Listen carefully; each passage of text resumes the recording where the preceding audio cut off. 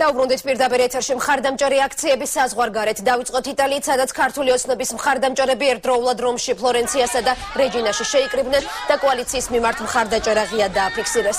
ემიგრანტებმა ქართულ ციხეებში პატიმართა წამებაც გააპროტესტეს და დანაშაულში მონაწილე ყველა ადამიანის კაცრად დასჯა ითხოვეს.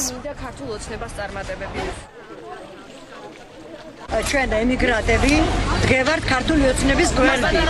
ქართული ხალხი ჩვენ ვართ ქართველები და დავამტკიცოთ ჩვენი გამარჯვება 1 ოქტომბერს. დავამტკიცოთ სახელმწიფოს, რომ ჩვენ ვართ ერთიანი დიდი გუნდი. ძალიან აღშფოთებული ვარ იმ ფაქტებით, რაც საქართველოში ხდება, რაც თბილისში ხდება.